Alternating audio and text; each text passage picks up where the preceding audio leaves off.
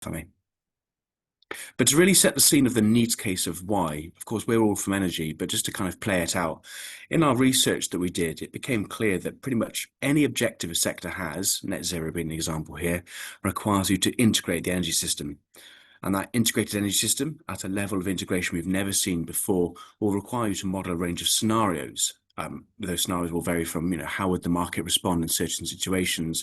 What does it look like when we have the introduction of new energy vectors, maybe rooftop solar, for example? And the modeling of those range of scenarios requires you to be able to have visibility of the system behavior, which becomes even harder when we have the introduction of distributed energy resources.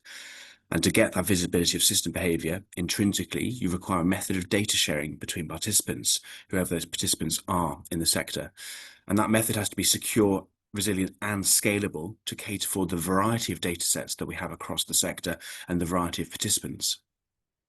Now, of course, that data sharing, or more commonly referred to as interoperability between participants, is something that is in need of both a socio and a technical approach. And when I say socio-technical, the technical side, of course, is the aspects most people focus on, the models, the taxonomies, the ontologies, the hardware, the software, which of course is really important. But the key thing actually is not that. It's the socio side, which is the policy, the regulatory, the legal, the skills, the procurement, that is going to be the real part that we need to address.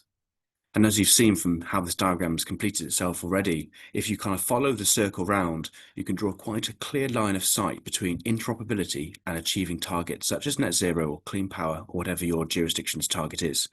And we have strong conviction from the work we've been doing here in the UK and also conversations we've been having with international jurisdictions that there is that real realization that the role of interoperability, semantic interoperability at its core, has a key activity or as a key part in allowing data as an economic enabler to support in the journey of the future.